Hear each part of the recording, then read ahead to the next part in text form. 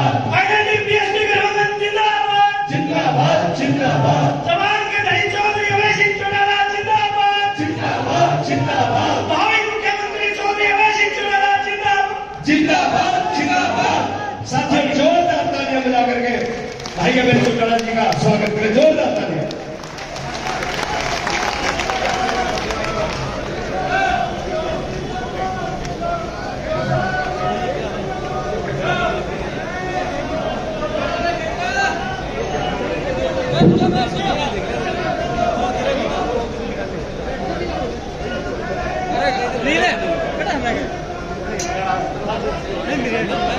पहले ये बताओ,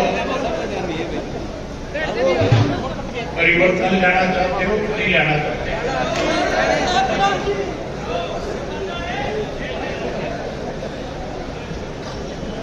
और सरकार में बनाना चाहते हो कि नहीं बनाना चाहते?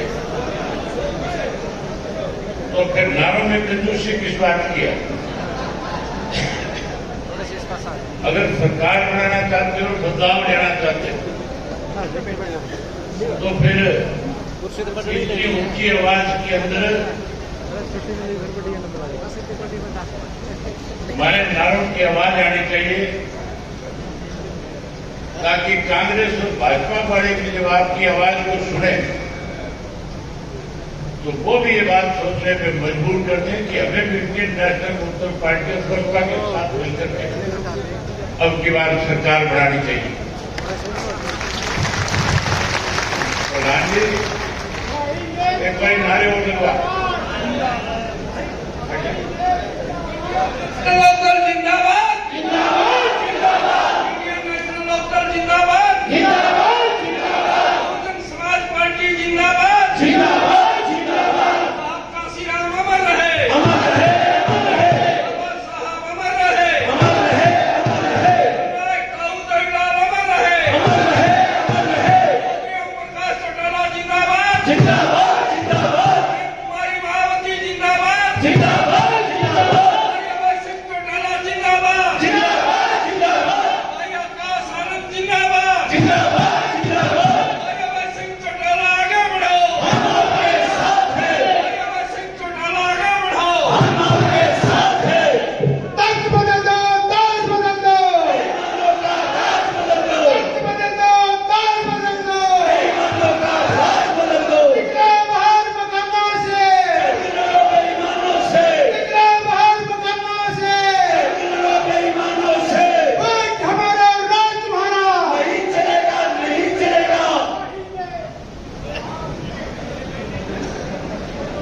अब तो लगता है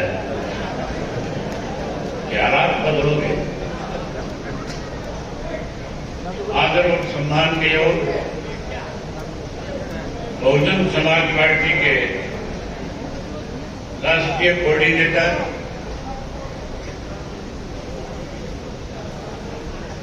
बहुजन समाज पार्टी और बहन मायावती के आशीर्वाद से आज आपके बीच में बड़ी जिम्मेदारी के साथ आए हुए भाई Akash Anand ji, Indian national Lokdal party के प्रदेश के अध्यक्ष पूर्व में रह मंत्री चौधरी रामपाल माजरा जी, बहुजन समाज पार्टी के पंजाब, हरियाणा और चंडीगढ़ के प्रभारी रणदीप बेनीवाल जी, पार्टी के प्रदेश के बहुजन समाज पार्टी के अध्यक्ष धर्मपाल इकरा जी, इंडियन नेशनल लोकदल पार्टी के राष्ट्रीय प्रवक्ता उमेश दुहान जी, पार्टी के जिला के अध्यक्ष सतबीर सिसाया जी, बहुजन समाज पार्टी के हिसार जिला के अध्यक्ष रामफल जी, मंच पे मेरे साथ बैठे हुए दोनों पार्टियों के राष्ट्रीय, प्रदेश, जिला और हल्का स्तर के सभी नेतागण, आज के इस हिसार लोकसभा क्षेत्र के दोनों पार्टियों के संयुक्त कार्यकर्ता की बैठक में आए हुए बहुत ही निष्ठावान, कर्मठ, मेहनत कार्यकर्ता साथियों, पत्रकार छायाकार दोस्तों, मेरे से पहले जितने वक्ता थे उन सब ने आपके सामने आज के हालात में चर्चा करी। देश में 10 वर्षों से भाजपा की सरकार बनने के बाद किस किस्म के हालात रहे और देश में 10 वर्षों से भाजपा की सरकार बनने के बाद हमारे सामने क्या क्या दिक्कत और कठिनाई आई, कैसे सत्ता में बैठे लोगों ने देश और प्रदेश को लूटने का काम किया, वही इस तरह के फैसले किए जिससे आम आदमी दुखी हो गया, परेशान हो गया। हर कोई चाहता है कि बदलाव आए। इस चीज को मैंने बहुत नजदीक से पिछले वर्ष फरवरी के महीने में 14 फरवरी से एक परिवर्तन यात्रा शुरू करी थी। चौधरी ओम प्रकाश चौटाला जी ने नूंह जिला के सिंगार गांव से यात्रा की शुरुआत करवाई थी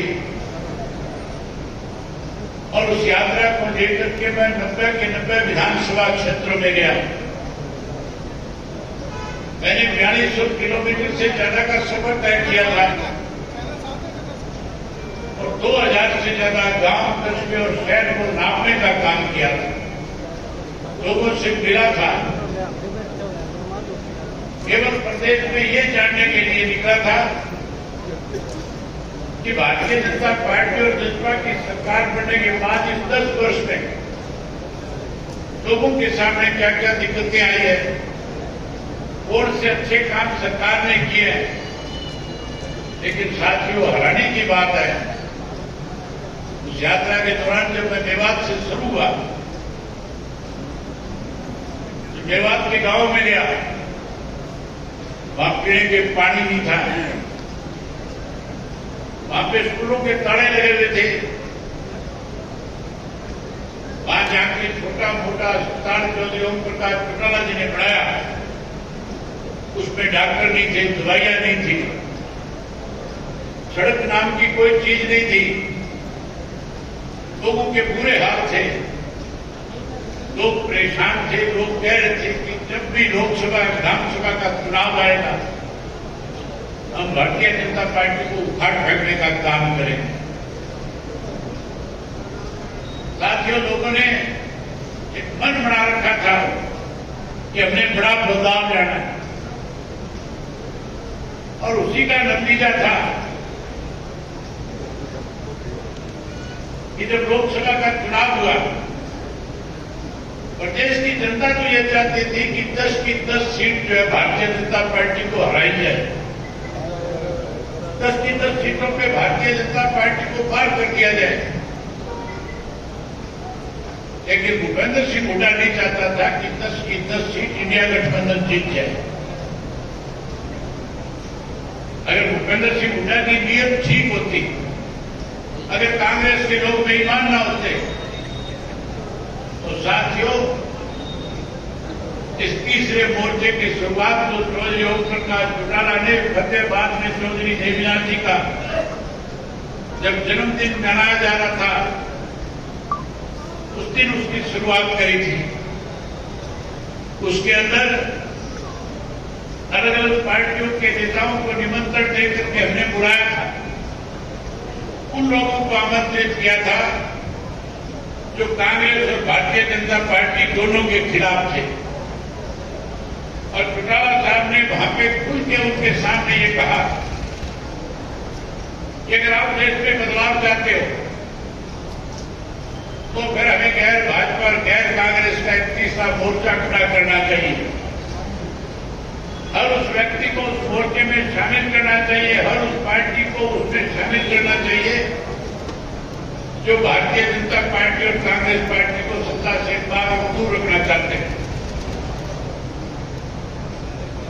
जब नीतीश कुमार अपना भाषण देने के लिए खड़े हुए, उन्होंने चौटाला साहब से आग्रह किया और कहा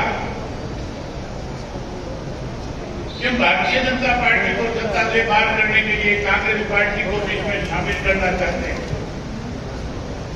आप हमें इजाजत दो, हम उन लोगों से बातचीत करेंगे। चौटाला साहब ने कहा मुझे कोई इतराज नहीं है, भाजपा को सत्ता से बाहर करो, इसके लिए किसी भी राजनीतिक नेता से जाकर के बात करो।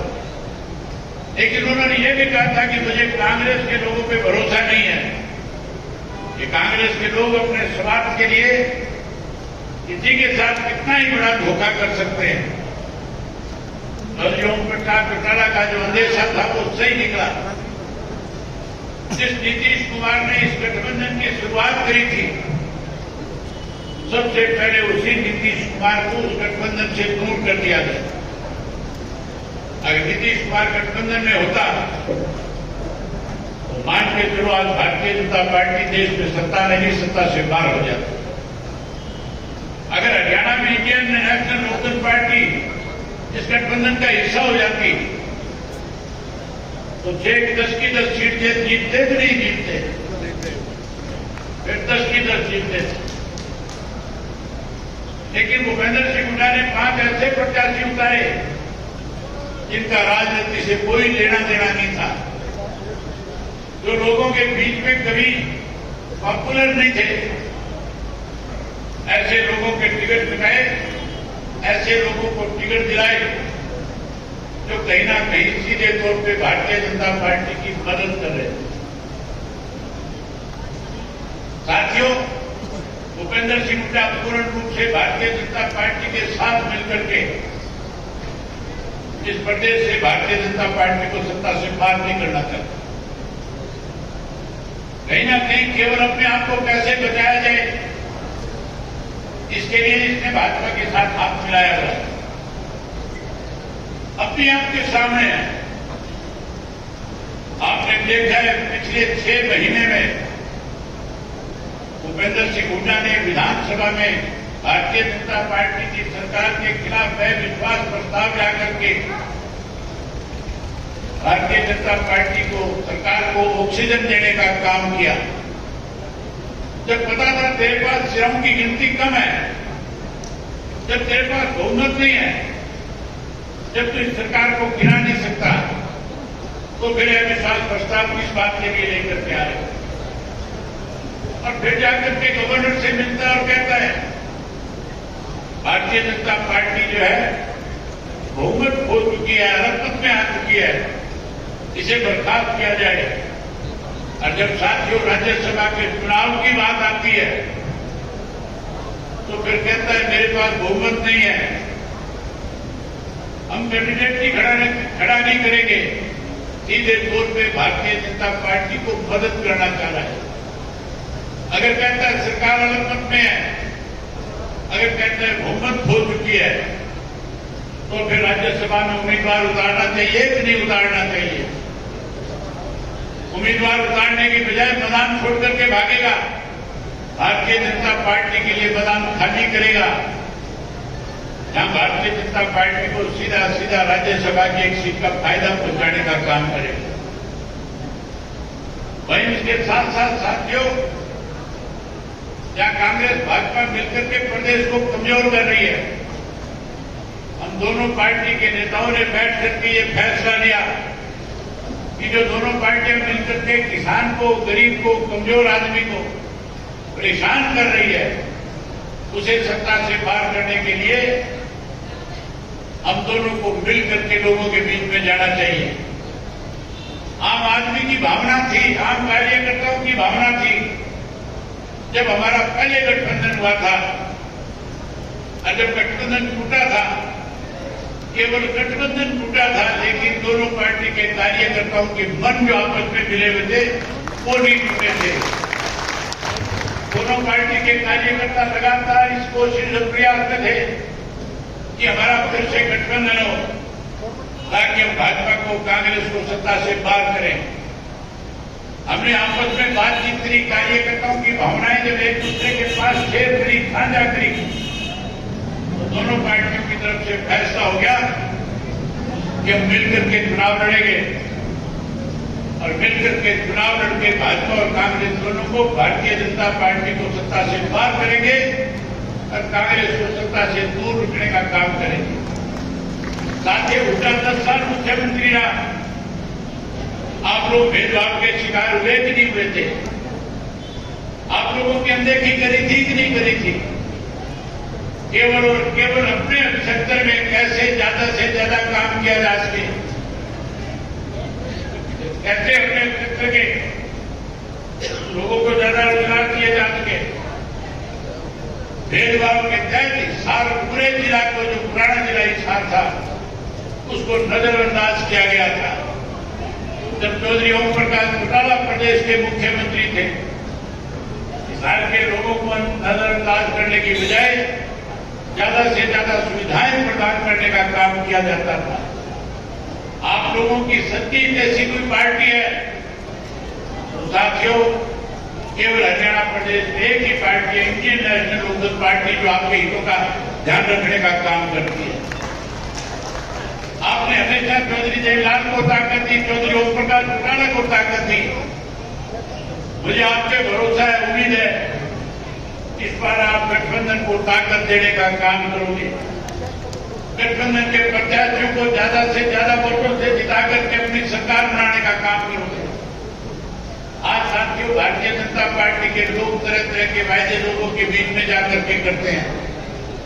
अखबार में रोजाना बयान नए नए आते हैं, हमने ये सुविधा दे दी, हमने ये सुविधा दे दी, हम ये सुविधा देने जा रहे हैं।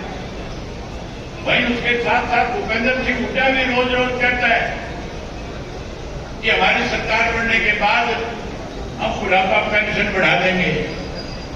हुड्डा कहता है मैं बिजली के बिल 300 यूनिट माफ कर दूंगा। भूपेंद्र सिंह हुड्डा कहता है गैस का सिलेंडर 500 का कर दूंगा। जिससे पूछने वाला हो, 10 साल मुख्यमंत्री रहा था, तेरे 10 साल में बुढ़ापा पेंशन क्यों नहीं बढ़ाई? इससे पूछो, सवाल करो, जब 10 साल तो मुख्यमंत्री था तब तेने हरियाणा प्रदेश के गैस के सिलेंडर की कीमत क्यों बढ़ने दी थी? जब तू मुख्यमंत्री था तब किसान को फसल के दाम अच्छे क्यों नहीं मिला करते थे? जब ये मुख्यमंत्री था केवल एक काम करता था, गुड़गांव के आसपास के इलाके के किसान की करोड़ों रुपए की जमीन बोलियों के भाव बेचने पर मजबूर करता था। सभा 4 और 6 के नोटिस सरकार की तरफ से देकर के किसान से जमीन छीनता था, बिल्डरों के साथ मिलकर के बिल्डरों से हाथ मिलाता था, कहता था मैं इस जमीन को नोटिस दूंगा, तुम जाकर के किसान से बात कर लो, थोड़ा ज्यादा पैसा देकर के खरीद लो, फिर आप लोग में साझेदारी करके आगे बेच लेंगे, आगे प्लॉट काट लेंगे, आगे फैक्ट्री बना देंगे, आगे कॉमर्शियल कर देंगे। 72,000 करोड़ 72,000 एकड़ जमीन किसान की इस भूपेंद्र सिंह हुड्डा के राज में हरियाणा प्रदेश की एक कीमती जो जमीन की कोरियों के दाम बेचने बेचने मजबूर किया। इसने भी किसान को लूटा, किसान को कमजोर किया। अब साथियों, समय आ गया ऐसे लोगों से बदला लेने का, जो इस किस्म के वायदे करके लोग लुभावनी बात कह करके कहीं ना कहीं बरगलाना चाहते हैं। उनसे बताना और कहना कि वायदा अगर किसी ने पूरा इस प्रदेश के अंदर किया, जो बात किसी के सामने कहीं उसको पूरा करने का काम किया, तो उस शख्स का नाम चौधरी देवीलाल था। आप याद करो साथियों, समस्त हरियाणा सम्मेलन जीत ने किया था, लाखों की संख्या में लोग आए थे। चौधरी देवीलाल ने अपने भाषण में कहा था, बुढ़ो पर मत जाना, तुम्हारी 100 रुपये पेंशन करने का काम करूंगा। चौधरी देवीलाल ने कहा था, गरीब आदमी का, छोटे दुकानदार का, किसान का 10,000 तक का कर्जा माफ करूंगा। चौधरी देवीलाल ने कहा था कि गरीब की बेटी की शादी में दिक्कत और कठिनाई ना हो, उसके लिए 5100 रुपये कन्यादान के रूप में दूंगा। चौधरी बंसीलाल मुख्यमंत्री थे, कह रहे थे कि सरकारी खजाने से धन दिया नहीं जा सकता। चौधरी देवीलाल बहका रहे हैं। चौधरी देवीलाल ने कहा था कानून बना दूंगा, जैसे ही सरकार बनाओगे अपने प्रिंसिपल सेक्रेटरी से कहूंगा लिख करके लेकर क्या 100 रुपया बुढ़ापा पेंशन, नीचे लिख दिया 10,000 तक के कर्जे माफ और उसके नीचे लिखकर दिला 51 रुपये गरीब की बेटी को कन्यादान के, और कैबिनेट में प्रस्ताव रखूंगा, पास कराऊंगा और नीचे दस्तखत कर दूंगा, देवीलाल उसी दिन से लागू हो जाएगी।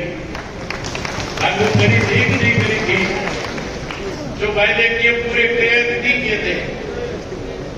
आज भी साथियों हरियाणा प्रदेश जो है बहुत कमजोर प्रदेश कर दिया गया है। आज हरियाणा प्रदेश की हालत बहुत दयनीय है। आज हरियाणा प्रदेश में किस तरह से महंगाई बढ़ी है, भ्रष्टाचार बढ़ा है, कानून व्यवस्था खत्म हुई है। अगर मैं एक एक बात की विस्तार से चर्चा करूंगा तो बहुत समय लग जाएगा। आज हरियाणा प्रदेश के पढ़े लिखे बच्चों के लिए रोजगार नहीं है, नौकरी नहीं है। हर गांव से बच्चे जमीनें बेच करके विदेशों को पलायन कर रहे हैं। वहीं उसके साथ साथ नशा बढ़ रहा है, अपराध बढ़ रहा है। आज प्रदेश के लोगों को बहुत सारी सहूलियतें और सुविधाएं चाहिए। सरकार सहूलियत और सुविधा देने की बजाय केवल झूठे वायदे करने का काम कर रही है। अगर आप लोगों को मेरी बात पे विश्वास और भरोसा है तो मैं आपके सामने कुछ ऐसी बातें रखना चाहता हूं जिनसे आने वाले समय में अगर सरकार बनाओगे तो प्रदेश के लोगों को सीधा सीधा लाभ होगा। आपको मेरी बात पे विश्वास भरोसा है कि नहीं है? अगर आपको भरोसा है तो फिर एक एक वोट विधानसभा के चुनाव के अंदर जहां कस्बे का चुनाव निशान लेकर के प्रत्याशी आए उसको दे देना, और जहां हाथी का चुनाव निशान पार्टियों की तरफ से दिया जाए उसे भी जिता करके विधानसभा में भेज देना। सरकार बनने के बाद साथियों सबसे पहले चौधरी देवीलाल ने जो 100 रुपया पेंशन करी थी 35 साल पहले, आज लंबा समय हो गया, पेंशन बढ़ा के 3,000 तक तो पहुंचा दी, लेकिन इससे ज्यादा नहीं बढ़ पाई। 3,000 में गुजारा नहीं चलता। हमारा फैसला है कि 7500 रुपया महीना पेंशन देकर के बुजुर्ग का मान वही 7500 रुपया जहां पेंशन देंगे वहीं उसके साथ साथ हर घर से पढ़े लिखे रोजगार को रोजगार और नौकरी देने का काम करेंगे। जो कोई नौकरी से वंचित रह जाएगा उसे चिंता करने की जरूरत नहीं है। उसे 21,000 रुपया सम्मान भत्ता देकर के उस बच्चे का भी मान सम्मान बढ़ाएंगे। कई साथियों माताएं बहनें बैठी है, मोदी कह रहा था गैस का सिलेंडर मुफ्त में दूंगा, अब ये नायब सैनी कहता है 500 में दूंगा, हुड्डा भी कहता है 500 में दूंगा। आप चिंता मत करना, आप सरकार बनाने में बड़ी भूमिका निभा सकती हैं। आपका 50% हिस्सा है, जहां और लोगों को सुविधाएं मिलेगी आपको भी उतनी सुविधाएं मिलनी चाहिए। हम आपको हर महीने की पहली तारीख को सरकार की तरफ से गैस का सिलेंडर मुफ्त में देने का काम करेंगे। जहां गैस का सिलेंडर आपको मुफ्त देंगे वहीं 1100 रुपये आपकी रसोई बढ़िया चले, किसी से मांगना ना पड़े, वो भी आपके खाते में डाल देंगे। वहीं उसके साथ साथ साथियों कोई बिजली के 300 यूनिट माफ करने की बात करता है, कोई हमारी नजर करके कहता है सोलर सिस्टम लगाएंगे। ये शुरुआत सबसे पहले हमने करी थी। हमने कहा था सरकार बनने के बाद हम हर घर के ऊपर सोलर का लगा करके पैनल और बिजली डोमेस्टिक को मुफ्त में देने का काम करेंगे। एक नया पैसा बिजली का बिल नहीं आएगा, 100% बिजली आपकी फ्री में आपको मिला करेगी। वहीं आपको पीने का पानी मुफ्त में मुहैया कराएंगे। उसके साथ साथ देने से पहले आकाश जी चिंता कर रहे थे, कह रहे थे कि हरियाणा प्रदेश में स्कूल बंद किए जा रहे हैं, बच्चे पढ़ेंगे कहां, गरीब का बच्चा कैसे आगे बढ़ेगा। मैं आपको विश्वास और भरोसा दिलाता हूं, आप सरकार बनाओ, हरियाणा प्रदेश के हर बच्चे की शिक्षा का मुफ्त में इंतजाम करना सरकार का काम होगा। हमारे प्रदेश का बच्चा चाहे दिल्ली पढ़ने जाए, मुंबई जाए, कलकत्ता जाए, चेन्नई जाए, उस बच्चे को इस बात की चिंता नहीं होगी कि उसकी फीस कैसे भरी जाएगी। उसकी फीस सरकार भरने का काम करेगी। उसके साथ साथ आजकल एक नया काम और हो रहा है, कैसे हेल्थ के ऊपर लोगों को बरगलाने का काम किया जाता है। कोई कहता है आयुष्मान का 5 लाख का कार्ड बनवा लो, कोई कहता है 10 लाख का बनवा लो, कोई कहता है 20 लाख रुपए तक की मुफ्त दवाई देंगे। मैं कहता हूं परमात्मा ना करे हरियाणा प्रदेश में किसी भी कोई घर में सारी बीमारी आए, किसी को अस्पताल जाना पड़े, अगर साथियों किसी वजह से किसी को हॉस्पिटल जाना पड़ा, एक नया पैसा भी उसकी दवाई में उसको खर्च नहीं करना होगा। सरकार की जिम्मेवारी होगी कि बुजुर्ग का घर में आकर के इलाज करके जाए और मुफ्त में करके जाए, ताकि उसको हॉस्पिटल जाने में दिक्कत आए। वहीं उसके साथ साथ ओल्ड पेंशन स्कीम को लेकर के भी बड़ी चर्चाएं प्रदेश में चल रही है। रोज ओल्ड पेंशन स्कीम को लेकर के लोग सड़कों के ऊपर है। बुढ़ा कहता है कि मैं ओल्ड पेंशन स्कीम लागू कर दूंगा। बुढ़ा से पूछना साथियों, कोई अगर यहाँ पेंशनधारी बैठे हैं तो अगर कोई कर्मचारी यहाँ बैठा है तो वो पूछ रहा कि ये ओल्ड पेंशन स्कीम सबसे पहले खत्म किसने करी थी? इसको खत्म करने वाला भूपेंद्र सिंह हुड्डा था, इस हुड्डा ने खत्म किया था।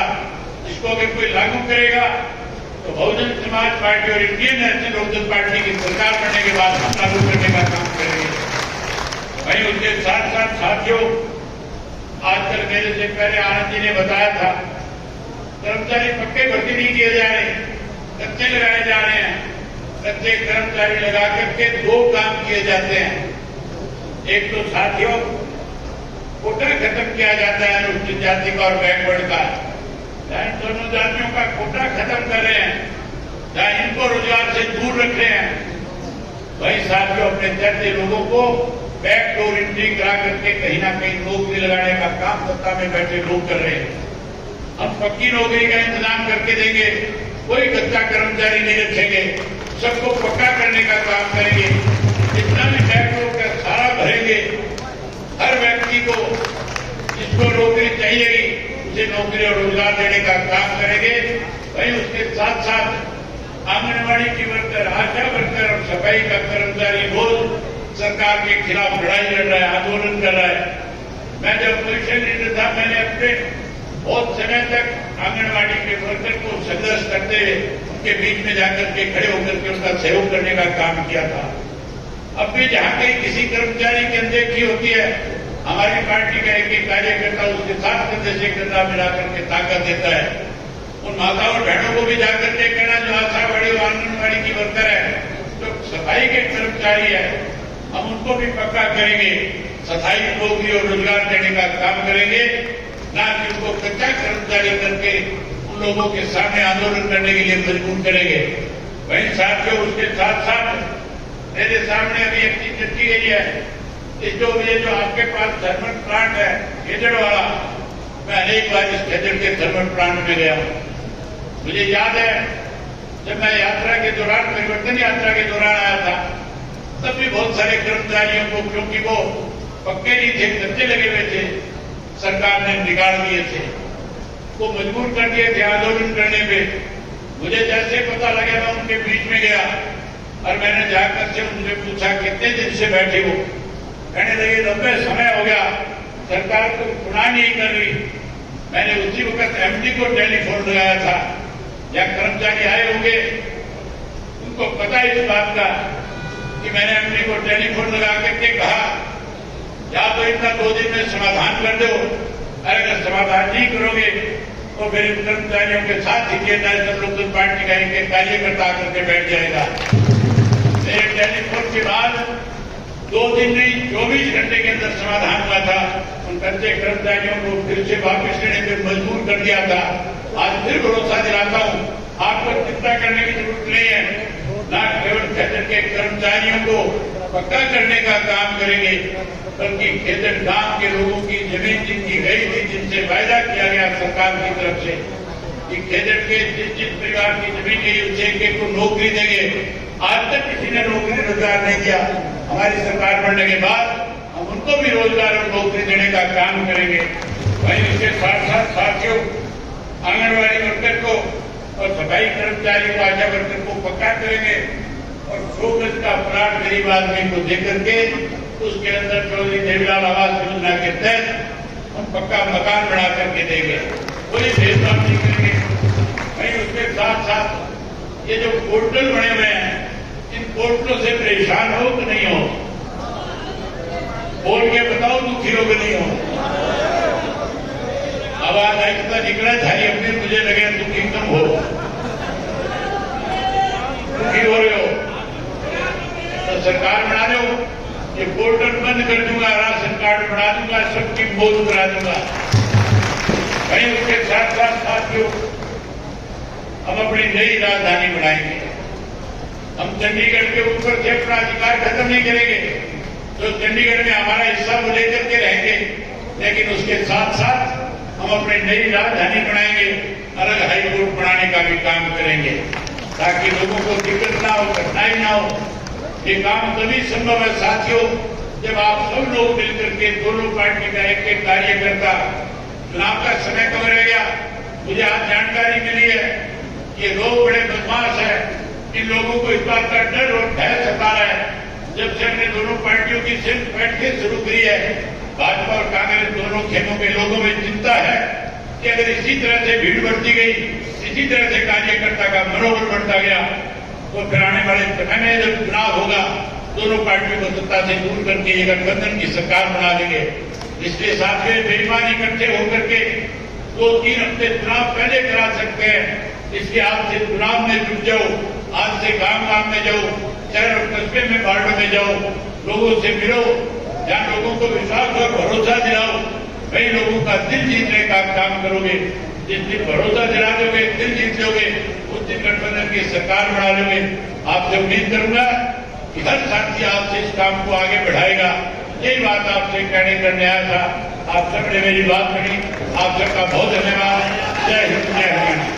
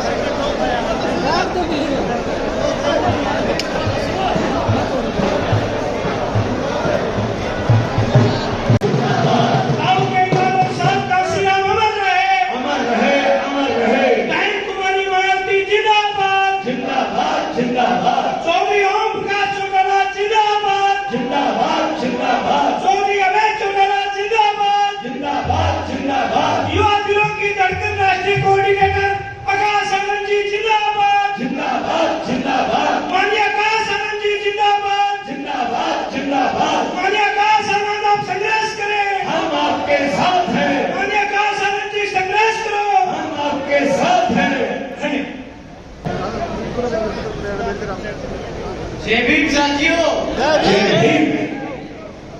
साथियों, आज यहाँ मौजूद मेरी सभी माताएं, बहनें, बड़े बुजुर्ग के साथ साथ यहाँ आज इतनी बड़ी संख्या में शामिल हुए सभी युवा साथियों, जिन्होंने अपने दिन में से इतना कीमती समय निकालकर हम सबको सुनने आए, आप सभी का मैं तहे दिल से धन्यवाद करता हूँ।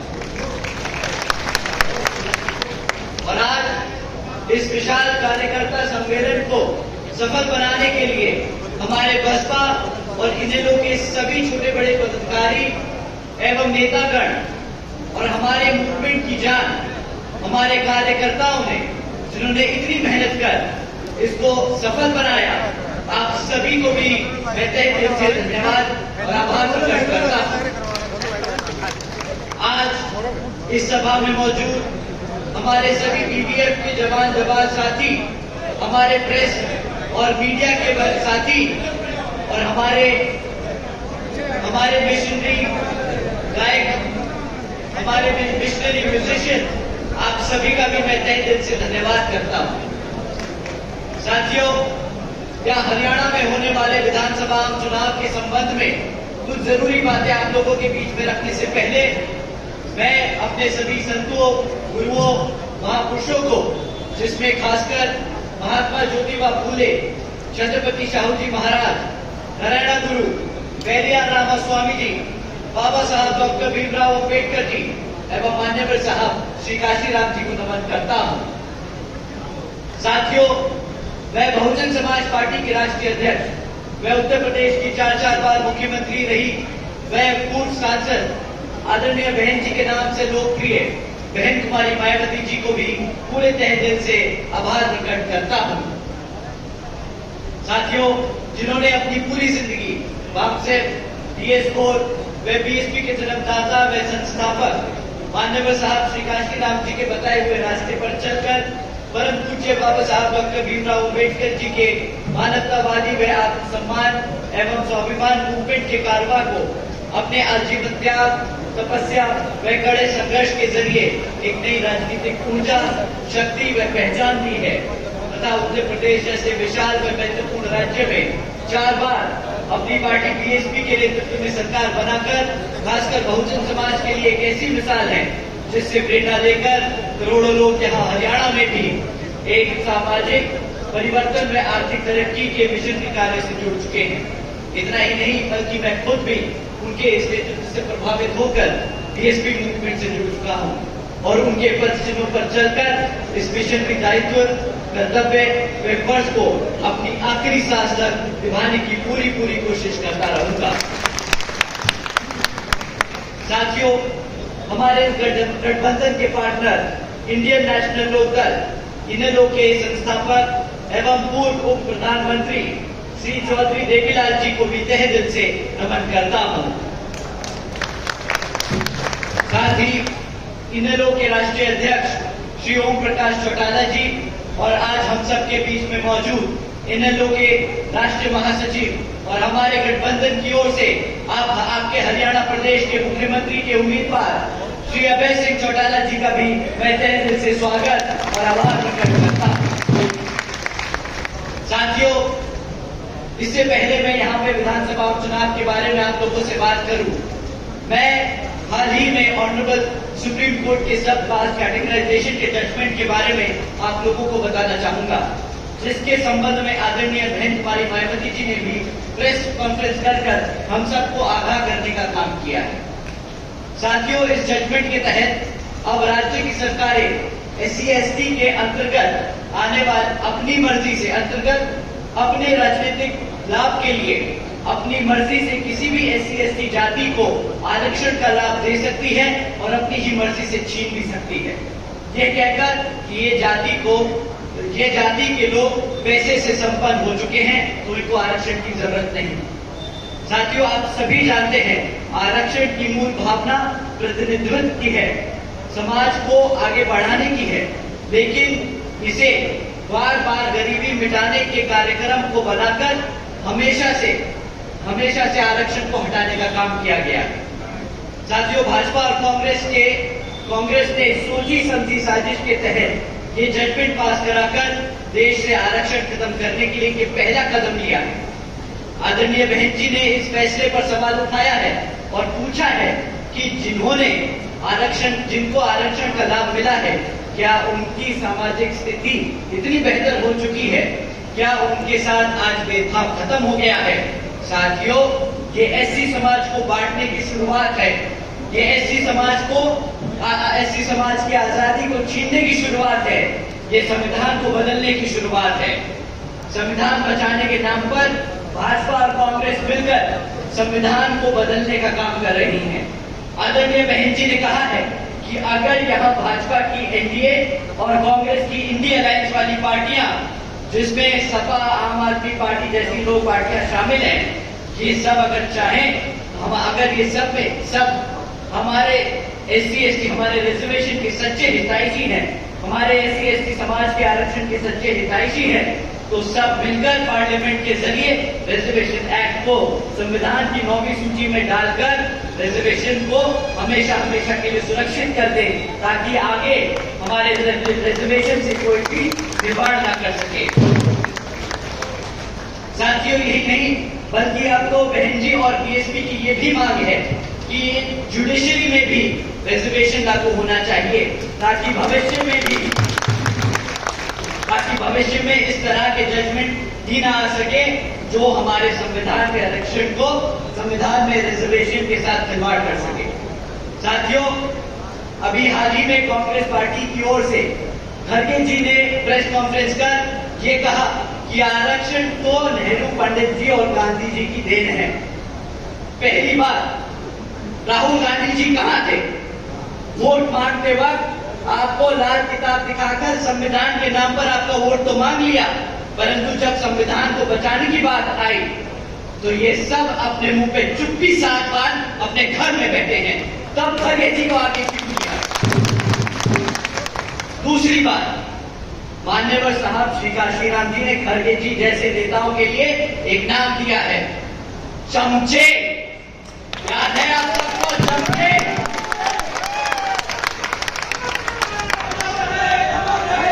साथियों, मान्यवर साहब ने एक किताब लिखी है चमचा युग, जिसमें खड़गे जी जैसे नेताओं को जो कांग्रेस और भाजपा जैसी पार्टियों में रहकर हमारे समाज को गुमराह कर बांटने का काम करते हैं, उनके बारे में बताया है। मैं हमारे सभी एससी समाज के भाइयों और बहनों से दरख्वास्त करूंगा, आपके चमचा जो जरूर पढ़े और ऐसे नेताओं को पहचाने जो कांग्रेस और भाजपा में बैठे हैं।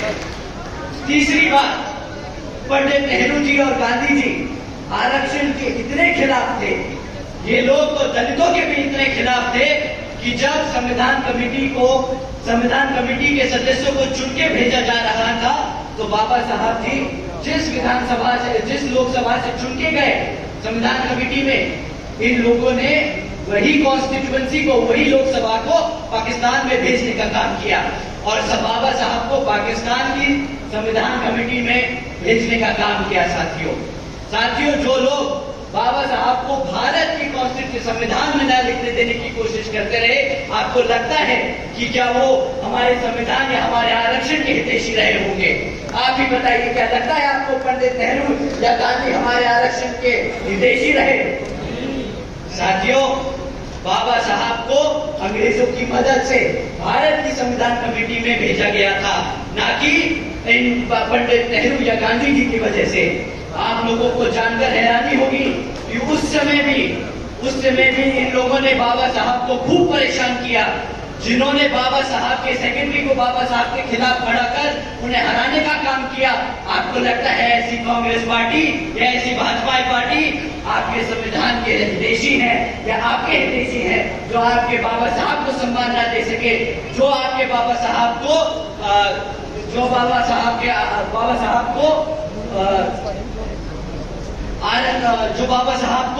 किताब न दे सके? आपको क्या लगता है वो आपके हितैषी है कि नहीं है? साथियों, अब मैं आप लोगों से यहाँ विधानसभा में होने वाले आम चुनावों के लिए आप लोगों के बारे में, आप लोगों के बीच में कुछ मुद्दे आप लोगों के बीच में रखना चाहूंगा। साथियों, पिछले 10 सालों में यहाँ हरियाणा प्रदेश में भाजपा की सरकार चल रही है और अब जब चुनाव हमारे सर पर है तो ये भाजपा के लोग आप लोगों के बीच में आकर आपसे आपका वोट मांगने का काम करेंगे। परंतु मेरी दरख्वास्त है कि आप इनसे कुछ जरूरी मुद्दों पे इनसे सवाल करें वोट डालने से पहले। मैं आप लोगों से जाति और धर्म के आधार पर वोट मांगने को नहीं कहूंगा। मैं आपसे कहूंगा कि आप इनको शिक्षा के मामले में पूछें, आप इनसे रोजगार के मामले में पूछें, आप इनसे महंगाई के बारे में पूछें। साथियों, अगर हम शिक्षा की बात करें तो पिछले 10 सालों में यहाँ पर सरकार ने 5000 से ज्यादा प्राइमरी स्कूल्स बंद करने का काम किया। एक तरफ हमारे बच्चों की पढ़ने की संख्या बढ़ रही है तो दूसरी तरफ इन्होंने हमारे बच्चों के स्कूल बंद करने का काम किया। साथियों, आप जानते हैं कि क्या पिछले 10 सालों में 2200 सीनियर सेकेंडरी स्कूल बचे हैं यहाँ हरियाणा प्रदेश में, जिनमें से 1000 से ज्यादा स्कूलों में प्रिंसिपल्स की नियुक्ति नहीं करी गई है। इतना ही नहीं, पिछले 2017 से हमारे SC ST OBC समाज के छात्रों के लिए स्कॉलरशिप के पैसे भी इस सरकार ने रोक के रखे हैं। साथियों, जब आपके बच्चों के स्कूल बंद कर दिए जाएंगे, जो आपके बचे हुए स्कूल हैं वहां पे शिक्षक नहीं छोड़े जाएंगे पढ़ाने के लिए, हमारे बच्चों की स्कॉलरशिप के पैसे नहीं दिए जाएंगे, तो आप ही बताइए क्या ये हमारे बच्चों के भविष्य से खिलवाड़ होगा कि नहीं? आप ही बताइए क्या हमारे बच्चों को कमजोर किया जा रहा है कि नहीं? साथियों, बीजेपी के शासनकाल के दौरान शिक्षा के नाम पर सिर्फ एक चीज मिली है हमें, आए दिन पेपर लीक की खबरें हमें सुनने को मिलती रही हैं। साथियों, कोई भी ऐसा सरकारी डिपार्टमेंट नहीं बचा जिसकी भर्ती के पेपर लीक ना हुए हो। साथियों, हकीकत तो ये है कि भाजपा हो या कांग्रेस, दोनों पार्टियां हमारे बच्चों के भविष्य से खिलवाड़ करने की कोशिश करती रही है। एक ने सरकार में रहकर हमारे बच्चों के लिए आवाज नहीं उठाई, तो दूसरी ने विपक्ष में बैठकर इन सत्ता में बैठी भाजपा वाले को कभी भी इन मुद्दों पर घेरा नहीं। एक तरफ साथियों भाजपा और कांग्रेस है जो गरीब विरोधी नीतियों पर चलकर हमारे बच्चों को आरक्षण, हमारे बच्चों को पढ़ाई लिखाई से दूर रख रही हैं, और दूसरी तरफ आदरणीय बहन कुमारी मायावती जी की नीतियां हैं जिसके तहत चलकर यूपी में बीएसपी की सरकार ने सावित्रीबाई बालिका आशीर्वाद योजना जैसी शिक्षा योजना जैसी चलाई है, जिसके तहत साथियों 7 लाख से ज्यादा बच्चियों को 12वीं तक की शिक्षा प्राप्त करने के लिए आदरणीय बहन जी ने 600 करोड़ रुपए की लागत से इनको पढ़ाने लिखाने का काम किया है।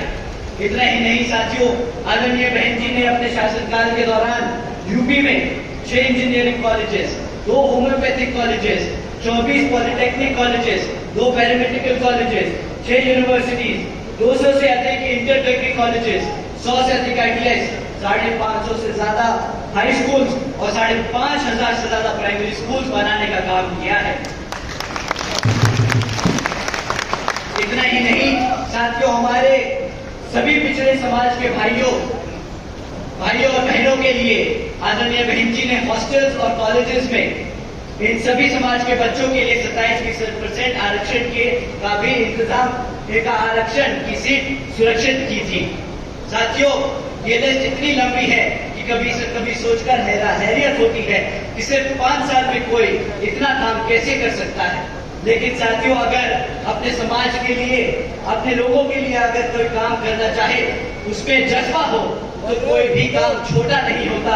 जिस तरीके से हमने देखा है श्री अभय सिंह चौटाला जी, यहाँ पर आप लोग जब उन्हें मुख्यमंत्री बनाएंगे तो उनमें भी उतना ही जज्बा है आपके बच्चों के लिए कि वो दिन रात देखकर आपके बच्चों को पढ़ाने लिखाने का काम करेंगे। अगर हम रोजगार की बात करें साथियों, हरियाणा में आज 40% युवा बेरोजगार घूम रहा है। और इतना ही साथियों, बीजेपी पिछले 10 सालों से लगातार यहाँ सत्ता में बनी हुई है, उसके बाद भी 2 लाख सरकारी पद खाली पड़े हैं। इतना ही नहीं बल्कि पिछले 10 सालों से यहाँ पर 2000 से ज्यादा हमारे कॉलेज में बैठे हुए लेक्चरर्स परमानेंट होने की मांग कर रहे हैं, और हमारे क्लरिकल स्टाफ के वर्कर्स बेसिक पे को 35,400 की बढ़ाने की मांग करते आए हैं। तो साथियों, कुल मिलाकर बात यह है, अगर रोजगार की बात करें 2000 से ज्यादा लेक्चरर्स परमानेंट होने की मांग कर रहे हैं, 40% बच्चे यहाँ पे बेरोजगार घूम रहे हैं, रोजगार मांग रहे हैं, और सरकार के पास 2 लाख पद खाली पड़े हैं। परंतु सरकार कौशल विकास निगम जैसी योजनाएं चलाकर पक्की नौकरियां ना भरकर यहाँ पर कच्ची नौकरियां देने का काम कर रही है। आप जानते हैं क्यों हरियाणा की सरकार, भाजपा की सरकार आपको पक्की नौकरियां नहीं देना चाहती। सरकार आपको पक्की नौकरियां इसलिए नहीं देना चाहती साथियों, क्योंकि अगर आपको पक्की नौकरी मिली, आपके बच्चों को पक्की नौकरियां मिली, तो उनको आरक्षण भी देना पड़ेगा। ये लोग आपके बच्चों को आरक्षण नहीं देना चाहते साथियों, ये भाजपा की नीयत है जो आपके आरक्षण को छीनने की कोशिश कर रही है। एक तरफ भाजपा की सरकार ऐसे काम कर रही है, और दूसरी तरफ हमारे लोगों को गरीब और कमजोर बनाने का काम कर रही है। तो दूसरी तरफ कांग्रेस भाजपा की सरकार के चलते हुए उनको कभी भी इन मुद्दों पर नहीं घेरती, और बोलती है अपने ही राज्यों में भाजपा को गाली देती है, और उन्हीं के कदम पे चलकर उन्हीं के रास्ते पर चलकर हमारे बच्चों को वहां पर भी आरक्षण नहीं देती साथियों। एक तरफ ये भाजपा और कांग्रेस वाले हैं, और दूसरी तरफ आदरणीय बहन कुमारी मायावती जी हैं, जिन्होंने 5 साल के दौरान ही 90,000 से ज्यादा पक्की नौकरियां देने का काम किया, जिसके तहत शिक्षकों को रोजगार मिला, 1 लाख से अधिक सफाई कर्मचारियों को रोजगार मिला, 2 लाख से अधिक पुलिस फोर्स में भर्ती करी गई, और 30 लाख से अधिक अपर कास्ट के समाज के कमजोर लोगों को भी विभिन्न सरकारी नौकरी देने का काम किया। साथियों, इतना ही नहीं बल्कि बहन जी के शासनकाल के दौरान बसपा की सरकार के नेतृत्व में कृषि एवं संबंधित कार्यों में मिनिमम वेजेस को 55 रुपए से बढ़ाकर 100 रुपए प्रतिदिन करने का काम किया गया था। पिछड़े समाज के वर्गों की क्रीमी लेयर की वार्षिक आय को भी 3 लाख रुपए से बढ़ाकर 5 लाख रुपए करने का काम किया गया था। और हमारे किसान भाइयों को जानकर अच्छा लगेगा कि बहन जी ने रात एक रात में ही हमारे सभी किसान भाइयों के लिए गन्ना खरीदी के दाम भी रातों रात दुगने कर दिए थे, जिससे हमारे किसान भाइयों की आमदनी दुगनी हो गई। साथियों, इसी तरह यहाँ पर जब आदरणीय अभय सिंह